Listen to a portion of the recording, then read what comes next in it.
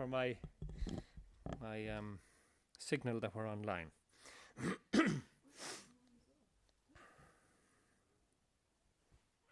Yeah, there's quite a number, usually about 200 per evening, a couple of hundred anyway, per evening that join us here, online from all over, which is good.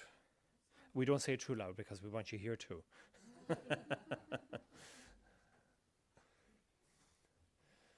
Hi, you're welcome. Come on in. There's plenty of chairs here. Hi, Edna. Hi, Mary. Good? All right, okay. Well, now, good evening to you all. You're very welcome, and thank you for coming.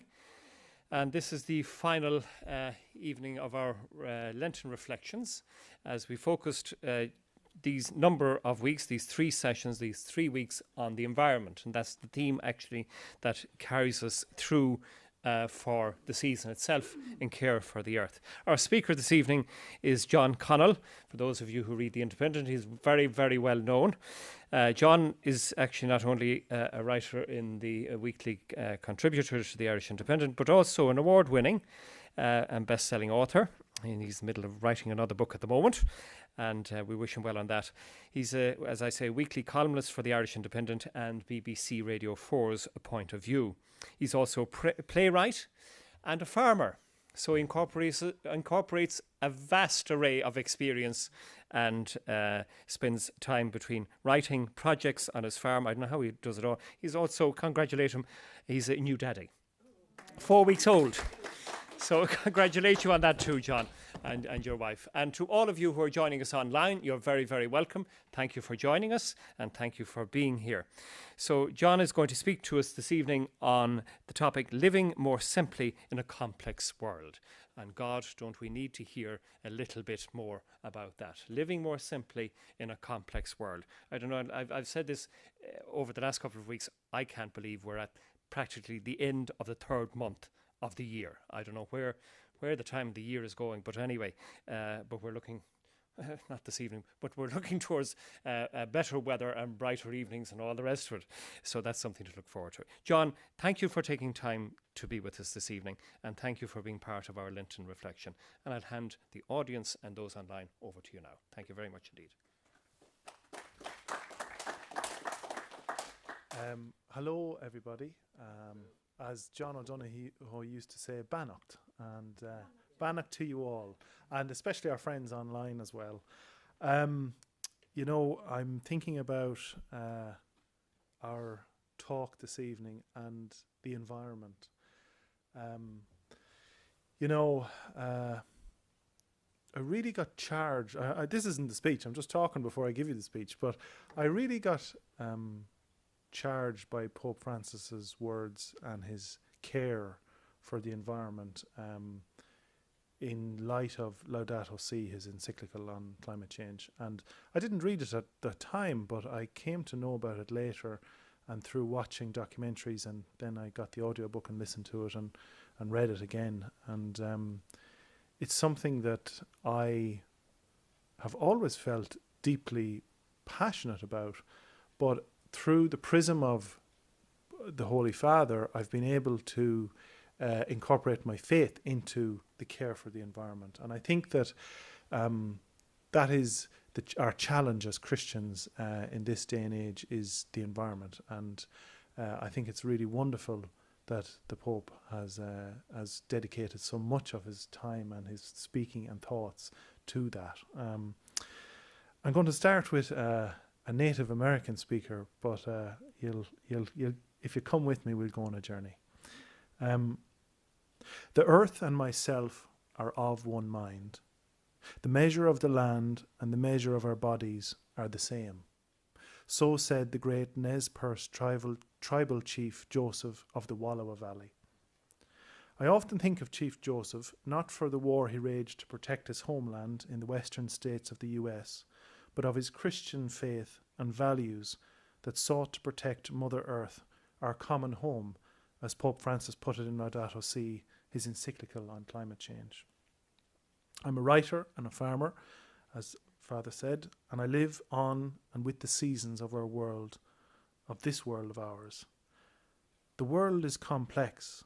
As I've said, we've tried to live simply in a complex world, but it's always been this way. The world has always been complex. I'm here this evening to talk to you about that complex world, about the need to live more simply in it.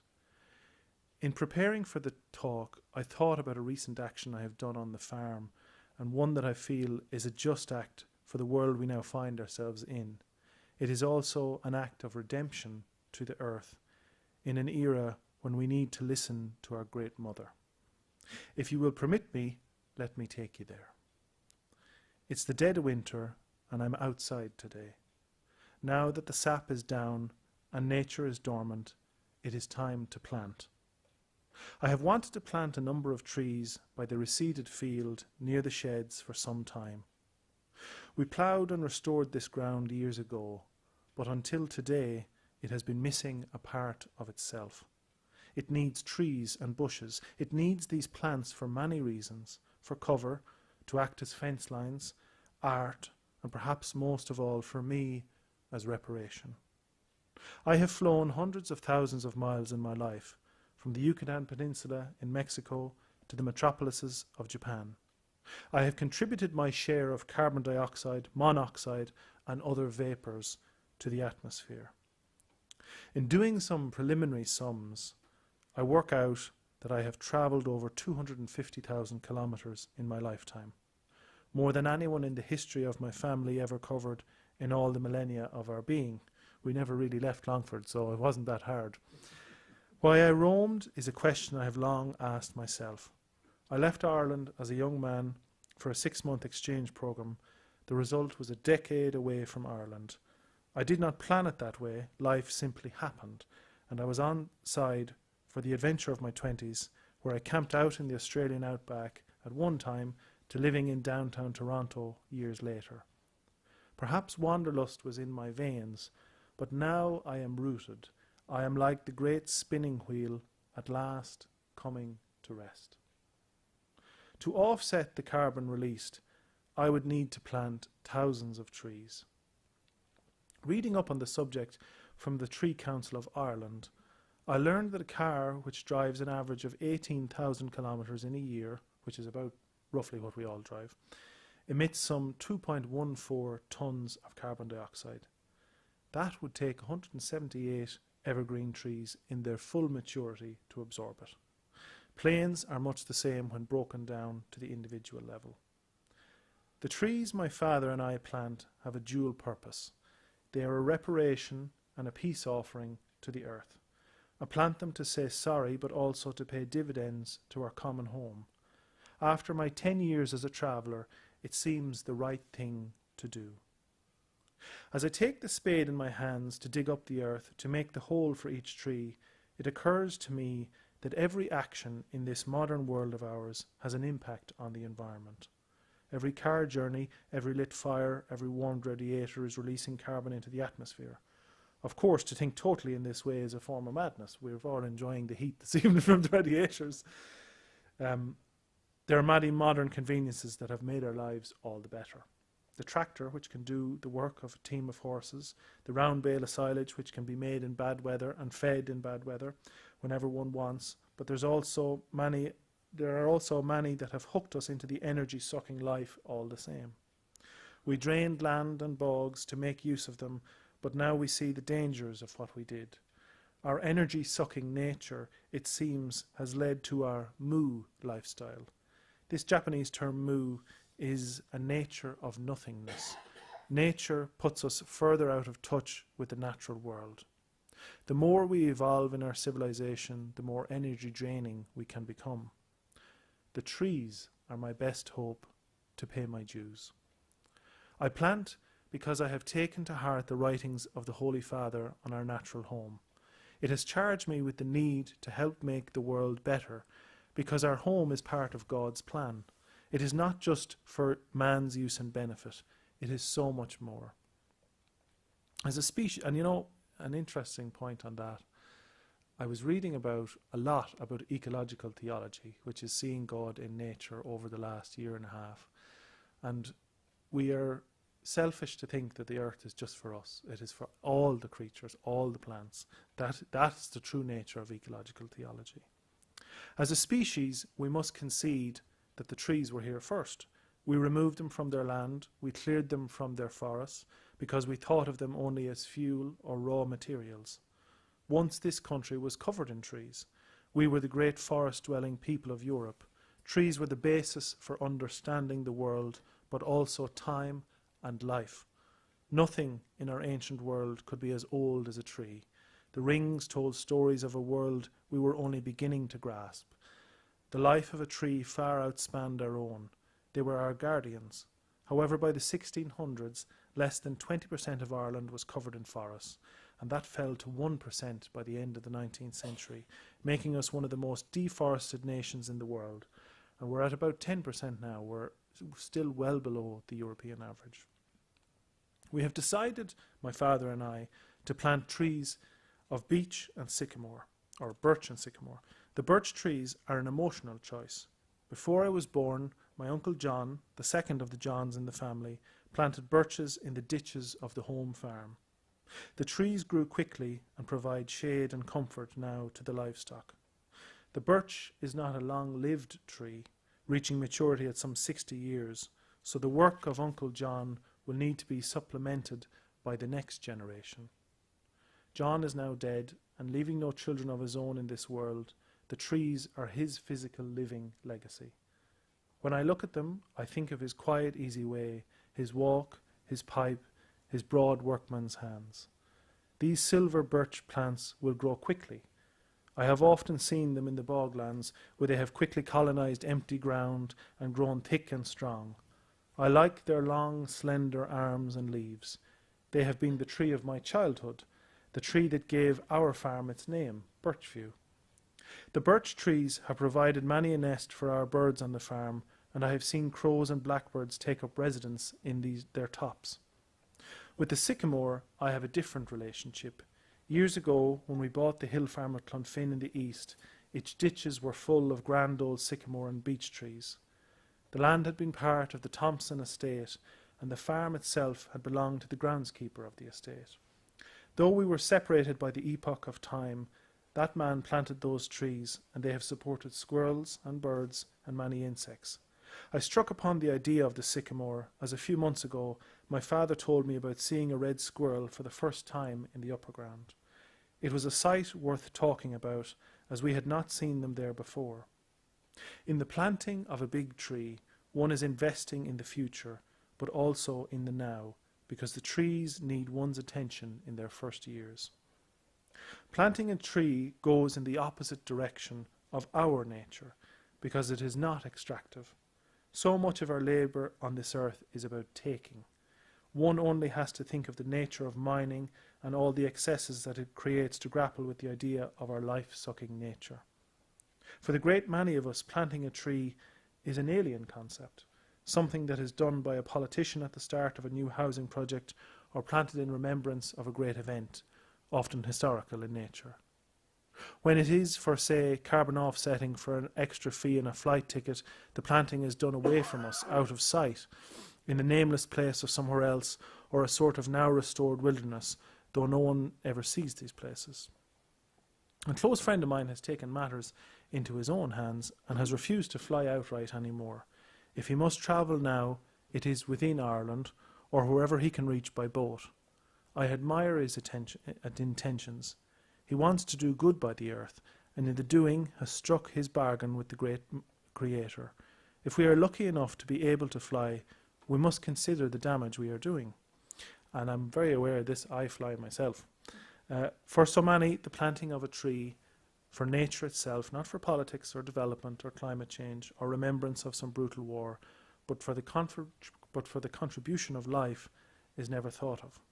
We do not measure success in knowing the way of the earth, because the greater part of society is cut off from the growing and planting. Indeed, in some cases, residents of the cities, such as parts of Los Angeles, and I go there quite a lot, are cut off from fresh produce, let alone nature. As such, at times they can feel so far away from us, the creatures of nature that we are. In being around trees, I feel a sense of happiness. They remind me that there are more things on this earth worthy of our attention. They make me think of the Lord's great plan for us to live within the earth and cherish it. Trees represent a sort of natural memory. I think that through our actions on the land, we are encoding ourselves within the life of the farm. The trees are a sort of memory capsule for us. Being around trees, as my father and I are today, makes me think about when they were planted, what we were up to, who was there. Thinking of trees also makes me think of times past, that we lived a life that was more in tune with nature.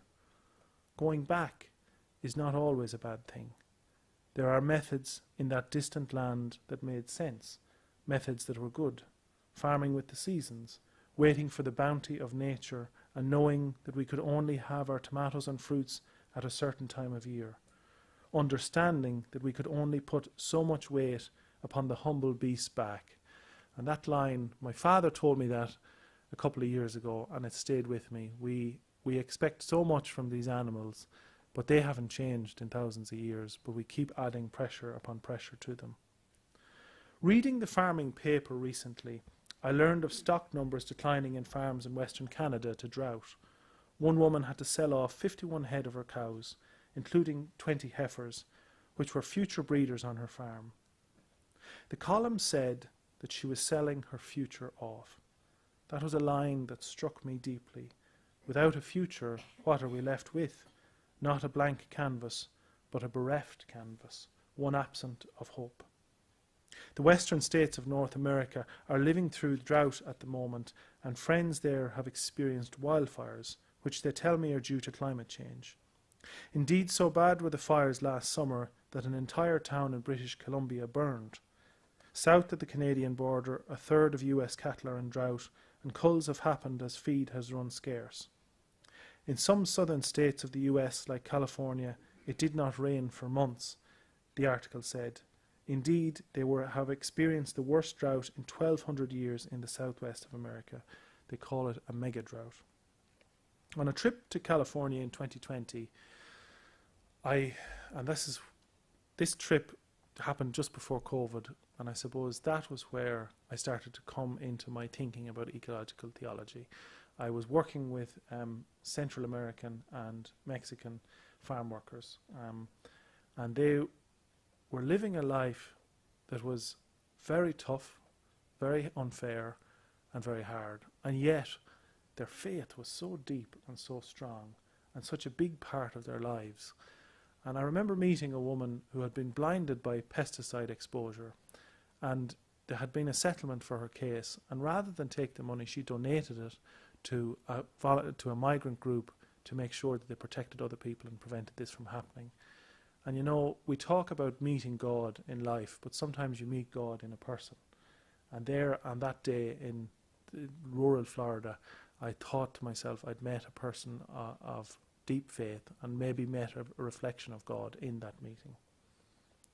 So there I was on my trip to California in 2020, and I was amazed to find alfalfa, which is a type of grass for feed for cattle, which was growing in the desert using clever irrigation. But at the same time, the river systems in California were heavily polluted from fertilizer and agricultural runoff. It is a system out of time with nature. The problem with these modern farms in the settler societies of the world, from Brazil to Australia, as a newspaper article I read some months ago detailed, was that people did not respect the science that the climate was changing. But then, of course, these settler farms are not that long on the ground. They came and imposed their system on a landscape that had been worked in a different way fundamentally for thousands of years by its original inhabitants. No thought was given to them then, and none is now. In Ireland, our winters are becoming wetter and our summers drier. Already in recent years, we have experienced what can only be described as rain bombs, which have brought increased flooding to vast sections of the country. I remember in 2016 hearing stories of farmers who had to sail small boats out across fields to feed stranded cattle. Droughts, something that we are not used to and have started to occur. In 2018, as we'll all remember, a heat wave raged across the UK and Ireland and led to crop failures and water shortage. Living through the last summer in Europe, the Iberian Peninsula, which is Spain and Portugal, had its worst drought in 1200 years, and rivers in Germany, usually used for freight, were faced with severely reduced water volumes. Indeed, recent studies in Ireland point to some of our waterways losing 30% of their volume due to climate change. I worry about what the future holds for us, the people of the land. I worry more for the next generation who will inherit an earth that is suffering under the weight of our overuse. This surely is not God's plan. Our actions are ones that make us not listen to the Saviour's message, nor the Pope his messenger's words. Going back to the kinder methods, we can, I hope, place more value on a piece of meat or a gallon can of milk, as we did say only 50 years ago. It is not some strange idea, rather it is slower living. As I load another tree into the ground, I think that perhaps it's all to do with foundations, with roots. If we do not have a hold on the earth, then what do we have a hold on? My father and I fill the soil around the now planted birch tree with my shovel, and judging it to be right, we move to the next patch. There are now 20 or more trees planted, and I am feeling the benefit of my work. In a way, I think the trees I am planting are a way to reconnect, a way to rebuild. When I am old, the trees will be maturing nicely. When my children or nephews and nieces come to the land, they can remark upon them as I did about my Uncle John's work. Our hands are only upon the earth for a short time. We must invest that touch wisely. We must live more intimately so that we can dream big. We must dare to plant the big trees, like oak or a sycamore, in the knowledge that we shall never know them in maturity, and that is okay. So I return to Chief Joseph, and how he said the earth and myself are of one mind. I am coming to the great man's understanding that the measure of land and the measure of our bodies is the same. That, as he said, good words do not last long unless they amount to something. We are called to act now, not tomorrow. I pick up the next tree and Dad digs the hole. There's something right in this work, something whole. It is my reparation and my redemption. I want a common home for my family to live in. I want to heed the message of Laudato Si. In nature, I see the Lord's face, and I want to ensure that it is there for the next generation and the next. Living simply in a complex world is possible. God can inspire us as we go. Thank you for your time, and Bannacht. And thank you to our audience. And we can have a chat amongst yourselves, and if we want to have ask a few questions, we'll do that. Yeah. Yeah. So if there's anything that you have heard there that you might want to kind of brush up on or ask a question, there we are. We were going already. Thanks.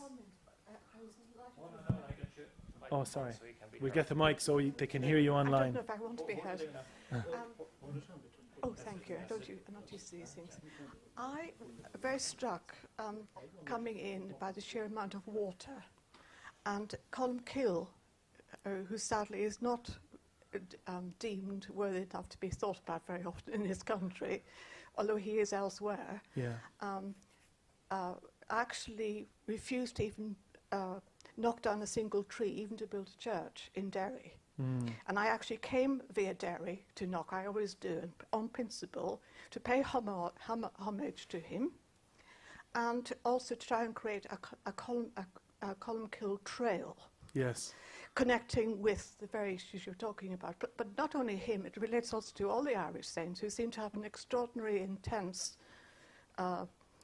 understanding of God in nature. They weren't pantheists, but they. Yes, they, I they think saw, you know. where I'm coming from. Great. So, but it intrigues me also because I had occasion to speak with the famous Stephen Nolan one morning because he was talking about Derry/Londonderry. Oh, right. Yeah. And I pointed out to him that in the Gaelic it was a very respectable name. There was no need for it to be changed. The people of London, I don't believe, were ever consulted about having London added on to to some other city. And it also intrigues me greatly that, how did, I mean, my original idea I brought to him was that Columkill refused to knock down the trees because he could actually see and hear the angels in the trees in Derry, denoting a different kind of sense, whatever. But there's some. I feel that they had a much deeper, richer understanding of things than we do. And I think it's terribly sad that all that seems to have been lost somehow. But I found it fascinating in regard to Derry/Londonderry that the City of London, take over financial, commercial interests, etc. And then, of course, there's the sudden appearance of King Silly Billy, as I call him, with all his complicated wars that he couldn't pay for. Yeah. And that is literally the origin of the national debt. Is it? Yeah. Yes, indeed. Wow, and he was financed by a Dutch banker, fabulously wealthy. Yeah. It was the beginning of the sort of the rise of the Masons and so on. Yeah. But this is I just wanted yeah. to start off a lot of things. Oh, good. Well, That's okay, that's all right. we're very connected because I live next to Columkill Parish in Longford, where Columkill set up a monastery on Inch Island, Inch Island we call it. And as my father said, if it was in Kerry, they'd be ferrying the tourists out to it. But because it's in Longford, nobody knows about it. But I think, well, I suppose, when we talk about the conversion of the Irish to the Christian faith, it was a peaceful conversion. There was no martyrs. We understood that the natural world, that the message that St. Patrick, and we've just gone by St. Patrick's Day, that the message was one about care for our common home. And I think as we live in the next decade, the IPCC report came out the other day about climate change. It was all on the news, we probably saw it. I think the challenge for us modern Christians now is to make sure that we take care of this home, that we have it for the next generation. And I hope that my talk this evening sparked that in you, that we there was a line that St. Francis said, go out and preach the gospel, and if necessary, use words. Go out and preach care of the earth, and if necessary, use words. Yeah. So we'll open it up to the next person. Any other question?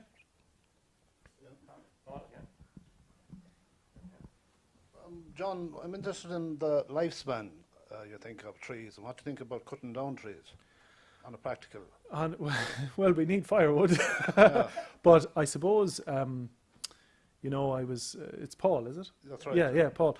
I was thinking about, how so much of Ireland doesn't have trees. You come to the west, and I love going down to Clifton, and I love going to Connemara, but there isn't a tree for a mile. And you have to wonder, when did we lose them, and how much can we bring back that will help balance things out?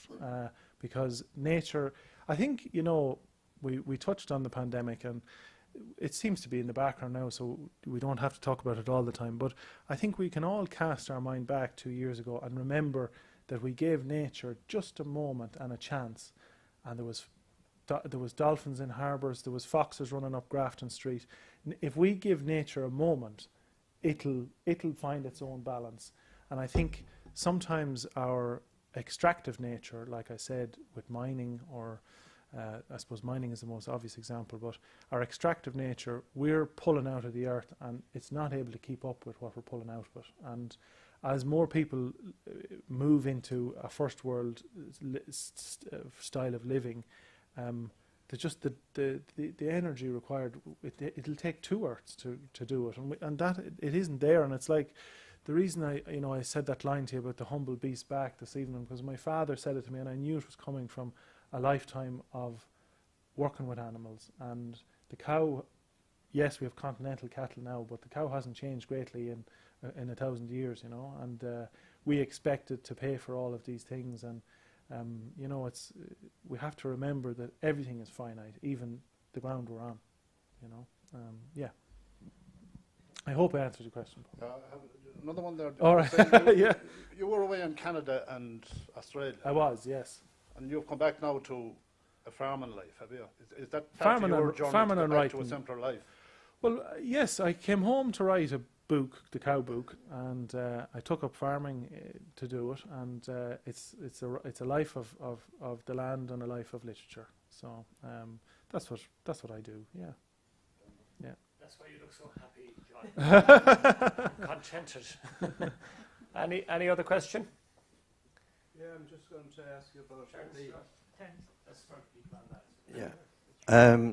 regarding what the timber will say, the pine and the that is grown, will say, a lot here in the west of Ireland, and Sitka spruce and that will say. But Commercial forestry, yeah. Yeah, and there's a lot of those will say around me on and it's gradually growing all the time. And also I notice as well, the most place is down in County Leitrim and that, you know. And there's some fine forests.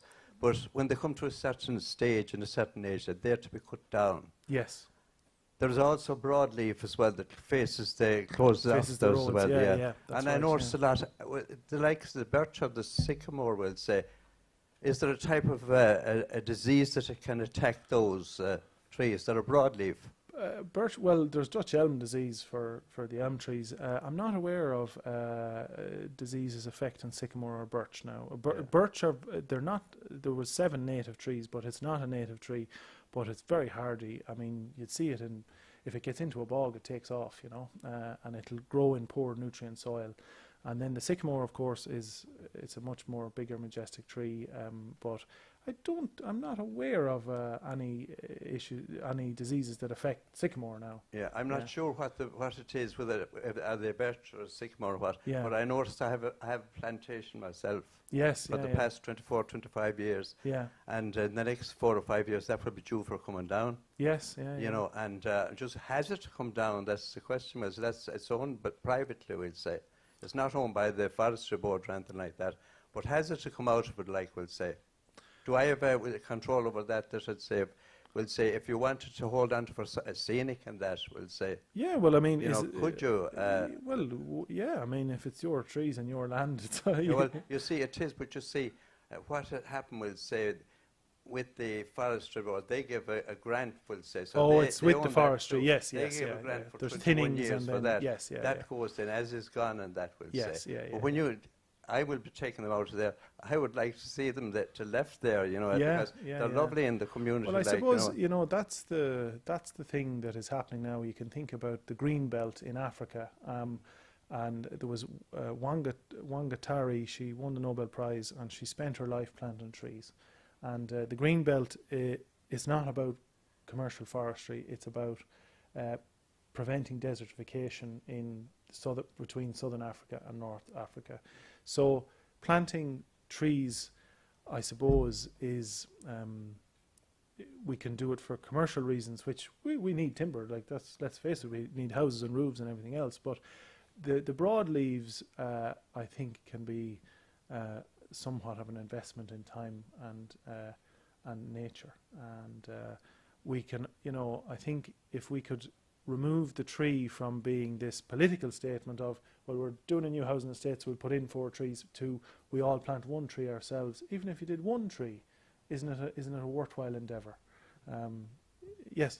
Does the Department of the Environment, I've forgotten the name, something beginning with F, does it actually have a system whereby they list noteworthy trees?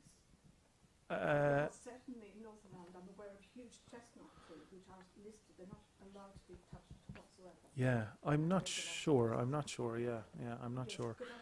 That could be. Yes, yeah. There's hard. Yeah, I'm not sure. Yeah, good question. Yes.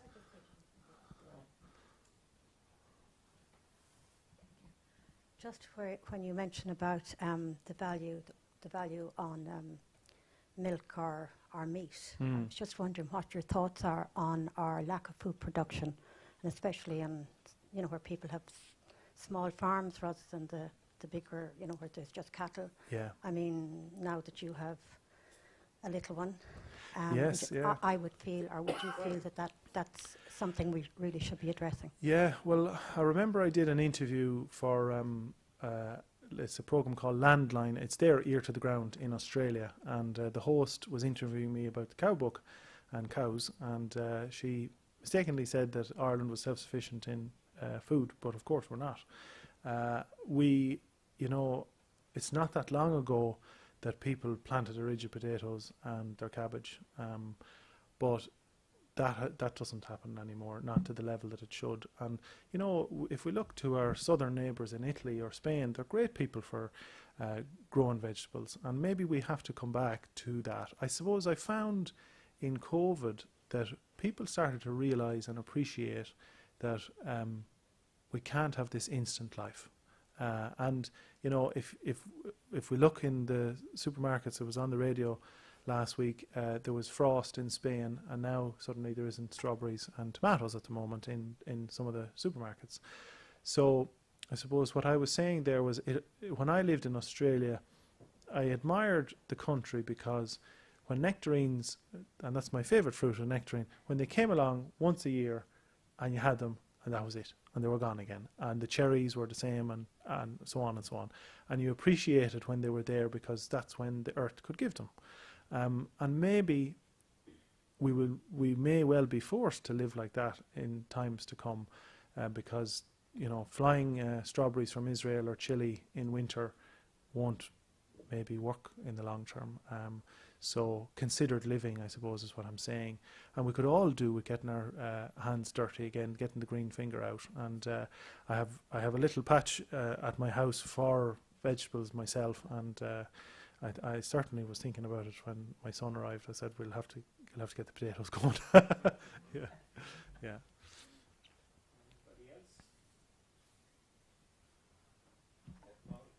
I don't know. Mine isn't a question really, it's a comment. I'm just thinking of when I was small, it's a long time ago, and you're talking about that. We had everything. We had our own potatoes, our own carrots, turnips, lettuce, onions. We picked strawberries on the side of the road and gooseberries on the side of the road. We had our own apple trees, we had our own rhubarb, and now it's all gone, kind of. I just wonder, will it ever come back? Will we get to, or will we have to get back to it? Well, maybe? we may have to get back to it, and you know, it's like I said, you know, the past wasn't all bad. No.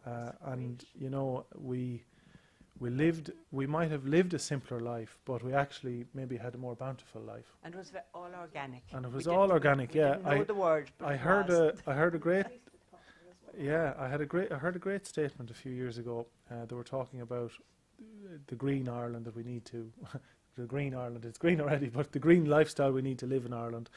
And someone said it's like going back to what De Valera was talking about, the comely maidens at the crossroads, except we didn't, that's what we're trying to get back to now. We have all the modernity, we want to get back to the simpler life.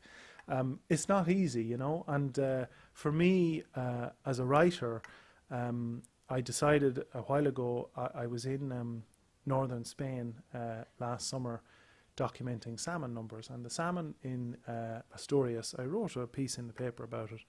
The salmon are gone, and they're gone because of overfishing and abuse of the environment, and that charged me in a way to want to write environmental books and environmental works, and but also the book that I wrote, that book that I was writing, I thought a lot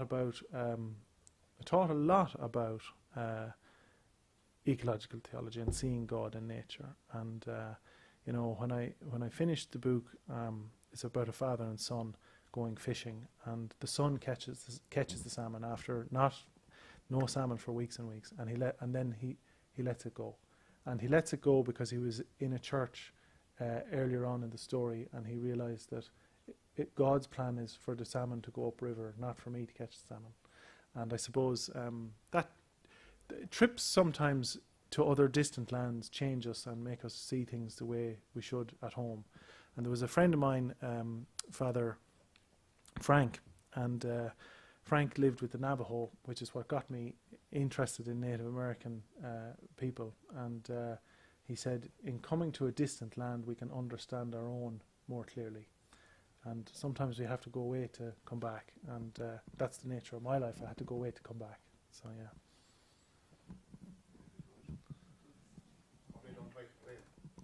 What's that? Only don't take the plane.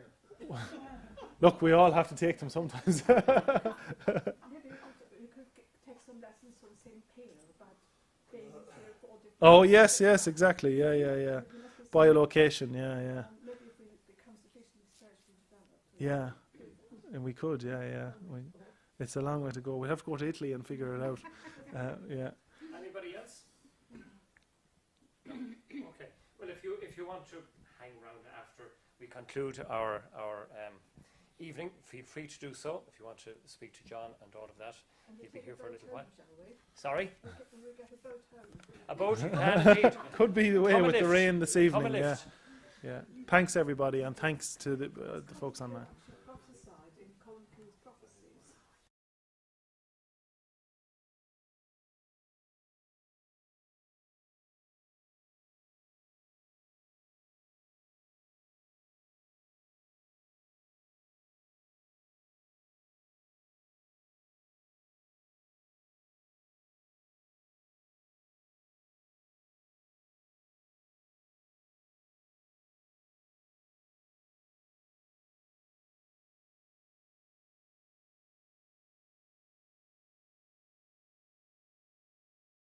Input and for being here this evening, taking time out and bringing us back to nature in a real way, and maybe highlighting for us the kind of practicalities of that as well. And thank you for your articles as well, John. I always read them. They're very good. They're kind of like they're quirky.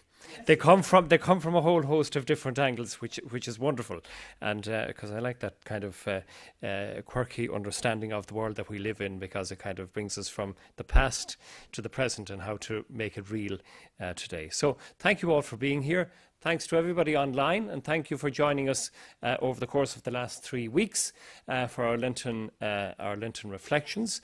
Keep an eye on our website for our celebrations for Easter. It's only 2 weeks away to Holy Week. So as we approach that, all our ceremonies, everything about them will be up online. You can check them out at knockshrine.ie. Those of you here present, as I always say, you can do them check it out online, and also on